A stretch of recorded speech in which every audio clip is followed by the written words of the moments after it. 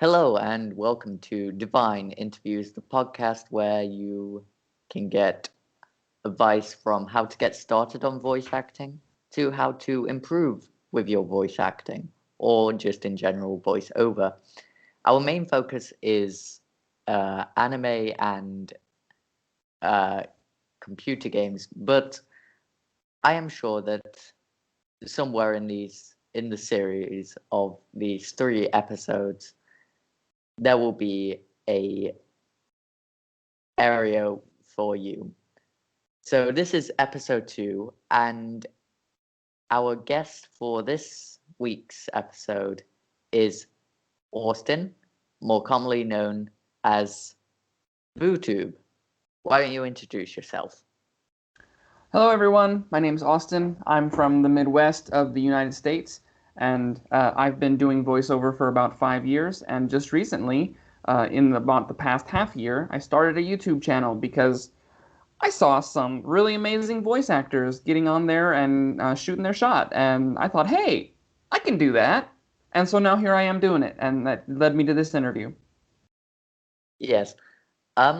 So what got you into voice acting in the first place? Like, what was your first interaction with it?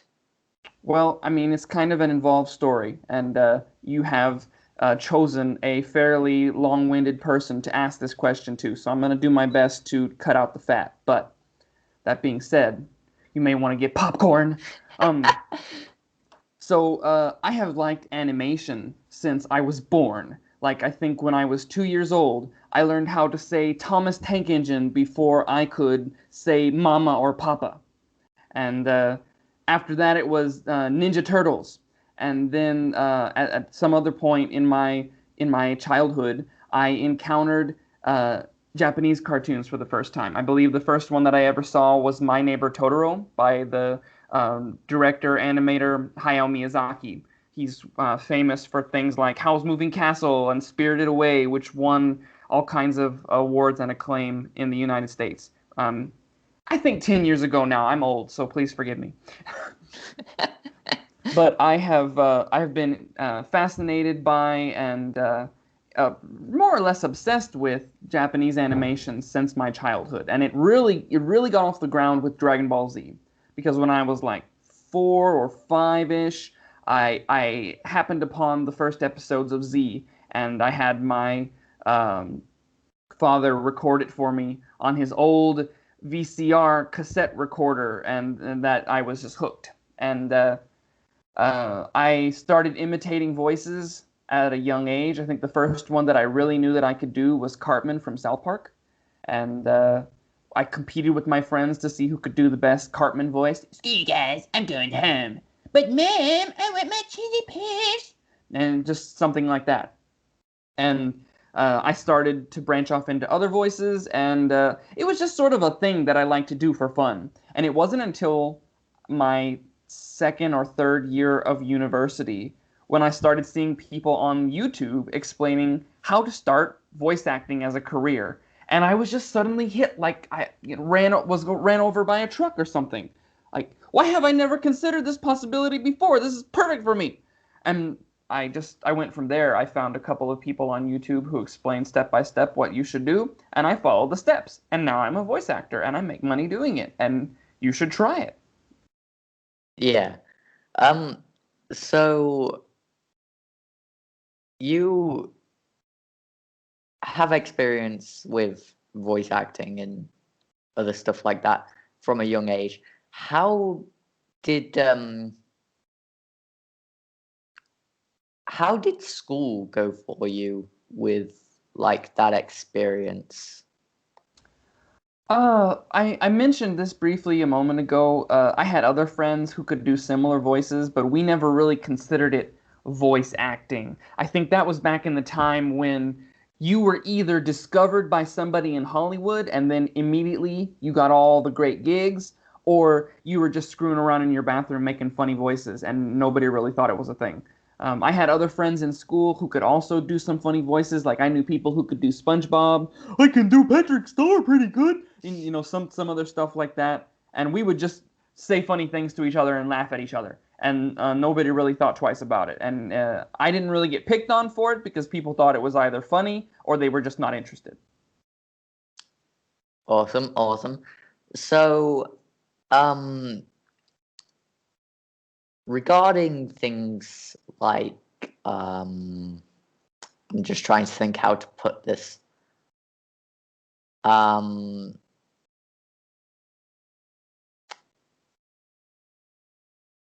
Regarding things like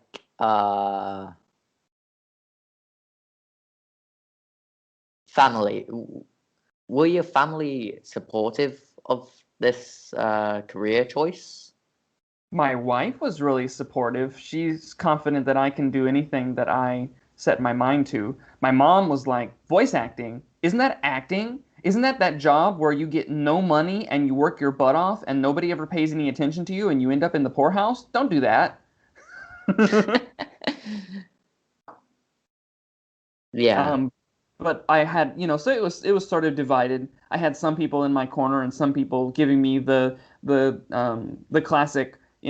Acting is not for you. You can't do it. You're not gonna get noticed or discovered. You're just gonna act yourself into the dirt and have nothing. So I've had both. Yeah. So, you mentioned that you started voice acting 5 years ago. Roughly. So, Yes, about 2017-ish. I'm not good at counting. I'm not good at math. I'm good at lots of other things. same here. Um, so what kind of like drove you to move over to China? Was it like uh opportunities there, or did you just like the idea of living in China for a bit? Oh, that was a completely separate issue entirely. I guess, sort of. Um, when I was 12, I saw a Jackie Chan movie for the first time and thought it was the coolest thing ever. So I started watching all of his movies, and at that point, I still didn't know really what Japan was. And I had been watching all of these Japanese cartoons, and I thought they were just amazing, but I didn't know the difference between Japan, China, Korea. And after seeing Jackie Chan for the first time, I started figuring it out. And it was about them when I realized that basically anything Asian is right up my alley. So in university, I got a major in East Asian studies, and I studied Chinese and Japanese. And at the end, I just sort of flipped a coin, and which one am I going to? China. So here I go. And I went to China. I learned the language. I got married, and um, while I was here, because I was able to speak the language, I was chosen for a lot of acting opportunities on television. And so I Hmm. have been on national television in China a few times, acting on the stage and pre-recorded and such things. And that gave me some experience with normal everyday acting. And it just sort of spiraled from there. I don't really get stage fright anymore. You can put me in front of a camera and I'll be good to go. And I can just sort of perform on the spot. And it really kind of fits with voice acting. It makes it really easy for me to ad lib things and cold read a script without making very many mistakes and just sort of glean the intended emotional effect from it without really being instructed. Occasionally, someone will have to tell me, that's not exactly what we were looking for. Could you do this instead? But for the most of the time, I usually get it on my own, and that helps me a lot with retaining clients because they Yeah. don't really need to waste a lot of time explaining things to me. I can just do it, and they like that. Yeah. Could you partly for my benefit, and viewers watching, could you explain what an ad lib is, please? Oh, ad-libbing, I suppose it's kind of an old term, and nobody ever really explained to me what it was. I just sort of saw it and then got it. Ad-libbing is basically where you make up something on the spur of the moment. Um, Especially if you are acting opposite to other actors or actresses and you're just throwing things at each other and reacting to them in the moment. That's called ad-libbing. I believe it Okay. comes from a Latin term, but I could not tell you the definition of it. Right. Awesome. Awesome. Um, regarding uh now that we have like all these major platforms and stuff uh for like social media and stuff, what advice would you give to someone who wanted to start voice acting but didn't know how to start?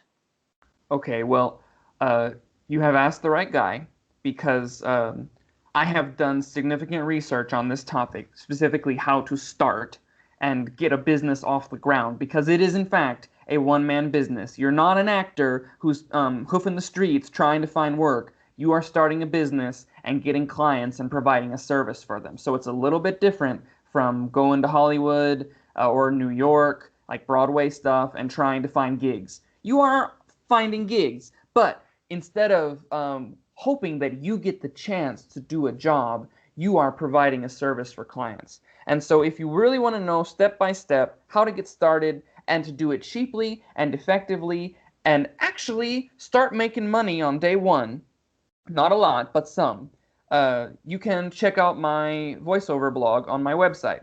That's austinvoiceovers.com, all lowercase, no space.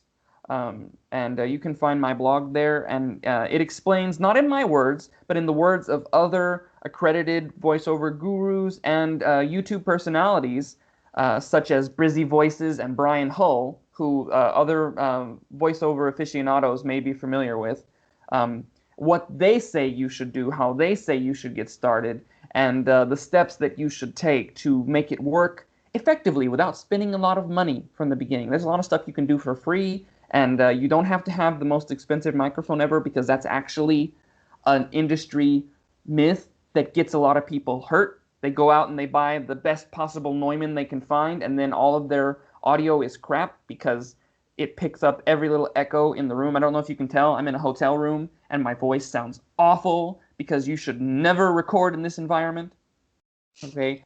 And if you grabbed a Neumann or a Rode and you were like, listen to my voice sounds amazing, it would not.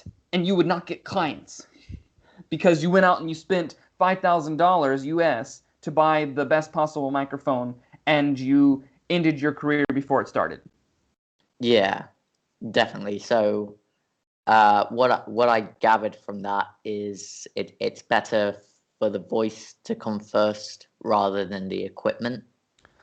I'm gonna give you another freebie. The most important thing in the equation, okay, voice, microphone, equipment, and room. The number one most important part of that algebraic equation is the room. You can have the crappiest microphone, some jury-rigged foam and blankets covering your space, and you know, a USB connection to your microphone, and still get good paying work with whatever voice you have naturally without any training, as long as you have a room that's quiet enough to make crystal clear audio recording. Yeah, definitely. So, what advice would you give someone who has the voice acting talent to an extent, and has already kind of like, you know, been working on it for a period of time, but is struggling to improve? Basically, if you have everything you need to start doing the work of recording something, editing it, and giving it to a client, you just need to start finding work at your pay grade, whether that's £1 or £10 or however much you feel is appropriate, or what's being offered on websites like Freelancer or Fiverr with 2 Rs. Okay? Yeah, You just need to get in there and start putting your stuff out there, and eventually someone's going to be like, hey, the sound of your voice sounds like what I want. Let's try this. Okay? You need to get in your recording space, get a couple of sample scripts, put together a 30-second to 60-second demo with the best possible sounding background audio with the lowest noise floor you can possibly manage, and edit it all together as quickly as you can, and just make an advertisement demo. Do not start trying to find work doing video games or movies, because that's hard.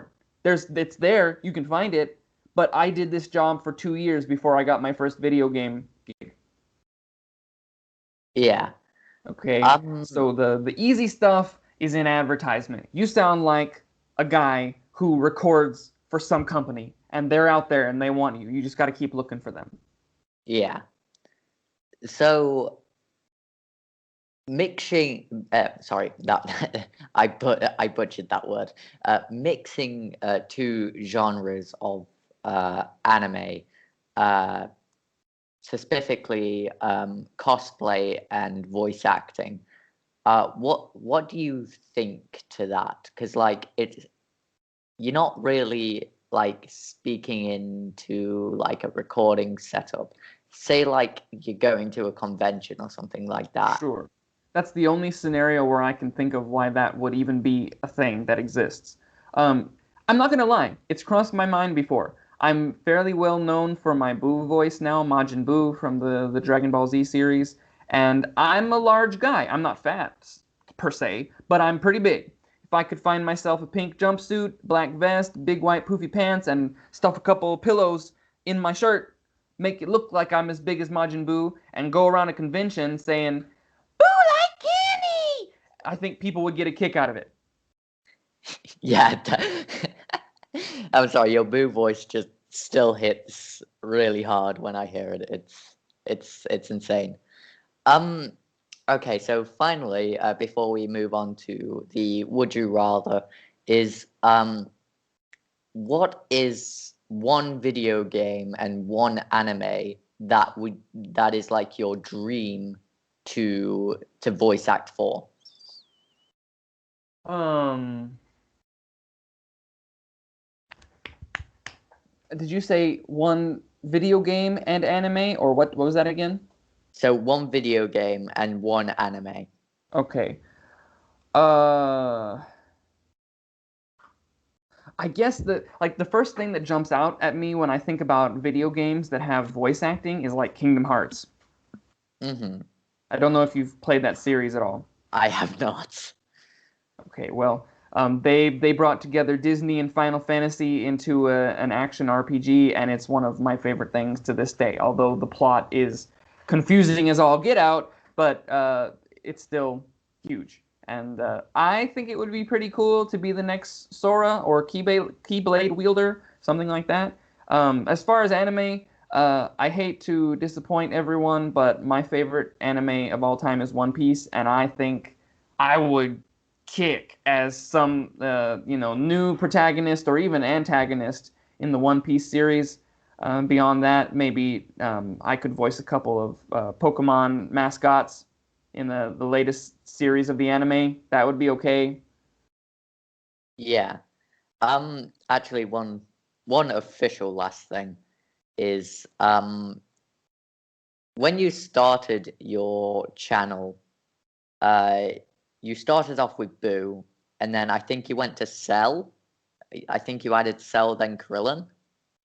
I think it might have been the other way around, but it doesn't really matter which way. Right. So when you're voice acting Krillin, what is your like Source material? go-to? Yeah, yeah, I guess that Okay, so works. it's recently come to my attention that not all Dragon Ball fans are familiar with Team Four Star and their abridged series.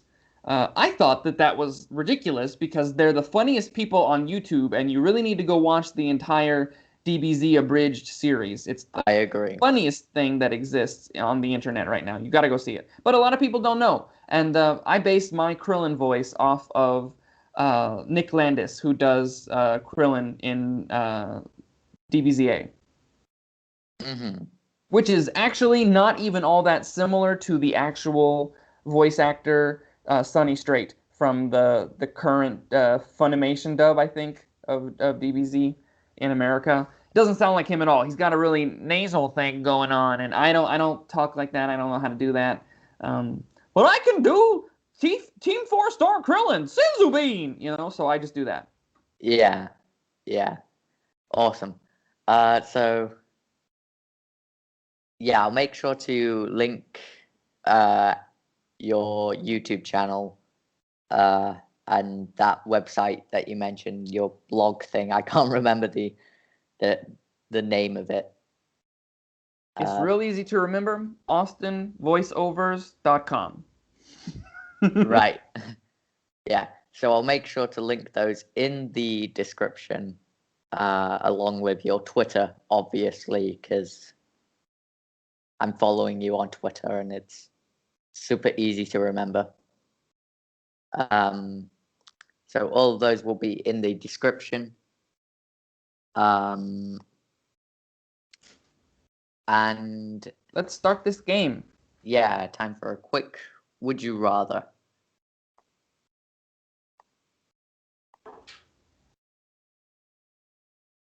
Okay, can you see the screen? Oh, I can. You're Perfect. prepared. Yes, I am prepared. Be prepared. Okay, are we going to start with this question? Because I like this question. Yeah, we can start with this question.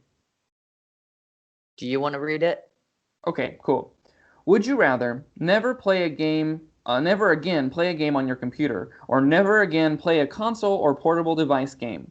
I don't know about you, but I must have my portable device games. Like right now, I'm playing with Switch. I grew up playing with the Game Boy, and then I had DS, and I love consoles. I love computer games, but I have to have the portable ones because I'm just too busy to constantly be like that have be my only access to video games. And the Switch is just too good. It's got so many things from so many previous generations on it now with ports, and you can play it on the TV, and you can play it on the go, and you can play it on the toilet, and it's just the best. I can't go back to anything else. So, it's a no-brainer for me. Yeah, I agree. Um, I don't really play games on my computer, partly because I'm on a really old MacBook, like one of the oldest versions of it. Ooh. And the battery life, it does not last long, so I have to continuously charge it. Oddly enough, the only games that I can think of off the top of my head that I'm currently playing on my computer are also available on Switch. Like, what do you know? Stardew Mhm. Valley, Among Us, Dragon Ball Xenoverse, they're all there. Poof, computer gone. Give me that Switch. Yeah. Um, but when it comes to console, I am like constantly on my PlayStation. Every single chance I get, I will be on my PlayStation or on my phone. Not necessarily playing mobile games because they don't really pique my interest anymore when I go on my phone. It's either TikTok or listening to music. Those are like the main two things I use my phone for, and also Twitter. Let's see that next question. I'm not done explaining. Oh, um, but yeah, I have to agree with you. Like, I am currently grinding um Pokemon X. I've got a level 71 Umbreon as my ace Pokemon, and I've been playing for about 3 months now. And yeah, I'm just hoping that's the one Pokemon that I get to level 100 after about 2 years of playing it. I have never got a Pokemon to level 100. So yeah, I'm gonna have to say goodbye, computer. same. And it seems And we people agree with win. us. Okay, next question. There's Um, nearly 1 million people. yeah. Would you rather only eat KFC for a month or only eat Taco Bell for a month? This is really Whew. annoying because they are two things that I really love. KFC has the chicken, Taco Bell has the tacos. I In can't your choose. country, is KFC a burger restaurant? It does sell burgers, but it's mainly chicken. It's no different to like the American one. Okay, because in China, they basically turned KFC into a McDonald's clone that only sells chicken burgers. It's got fries and chicken burgers and Coke, and that's about it. It's really weird, and I don't like it. One thing I don't like about KFC in the UK is their chips, which you call fries. Yes, chips, fish and chips. I love fish and chips. Yes. Uh, they're like wedges. They're super chunky and full of Oh, potato, and I don't like it. Like okay. that is not a good chip design to That is have. a potato wedge. You can't even call that a chip. That's not the same thing. It's a completely different food item. Yeah. So I would go with only Taco Bell. I mean, I love American KFC, but there's only so much chicken I can eat. And at Taco Bell, you can get tacos and burritos and quesadillas with all different kinds of meats inside. And I think there's a couple other new things that I don't know anything about. And there's always something new to try. So I would go with Taco Bell. I would probably have some issues in the bathroom, but I think I could manage with some Tums. yes, I would have to agree, but I don't have that experience with Taco Bell. I am, how they say, built different. Oh, okay. So the results are We lose! 56% of people would rather Yes, eat. people love their chicken. Yeah, You have yeah, to that is realize that true. after a couple days, fried chicken is just going to make you sick. Yeah. Okay. Can you see this question, or has the screen like frozen or something? I can see it. I'm going to let you Okay. finish. Do you want to read it? Okay. When addressing a person, would you rather begin every sentence with, I'm going to let you finish, or end every sentence with, in bed? I'm going to let you finish, but I never want to finish a sentence with in bed, so I would go with, I'm going to let you finish. I agree. I agree. Well, And people 58. are dirty. Yep. That's just a thing. Yep, that is a thing. Okay, next and final question, if I've been counting correctly. Yes, you are correct. Final question. Okay. Would you rather never play computer games again or never watch any video on a computer again? My heart, why I'm being murdered from the inside out. I have to agree. I Unfortunately, as much as I love video games, if you count how much screen time and divide it up with what I'm doing every day, I think I spend like 90% of my day watching videos on YouTube or watching movies on my computer. So, goodbye, computer games. I love you. We're never going to see each other again. wouldn't a TV classify as a computer because that's what I mostly watch YouTube on. It says, uh, I'm gonna go with never play computer games again because uh-huh. I'll be able to find something else. I can Yeah. be very creative if you've like seen some of the cosplay videos that I've done on my main Hmm. channel. Link in description. Maybe. I I don't know. totally watched all of those and liked and commented on them. Yeah, totally. And the results are Yep, we win this one. yes. Well, thank you for coming on, Austin. It has been great having you here for this interview. Not gonna lie, I enjoy sharing my story, so I was interested the first time you mentioned it. Just had to figure out what time worked. Yeah, definitely. Well, we're coming up on half an hour right now, so um Surprise! make Here I sure thought 15 minutes would be a thing. yeah. So make sure to like, subscribe, and comment to this channel, and also to check out possible future videos even after my project is over. And I hope everybody has a good day. See you next time, boobies!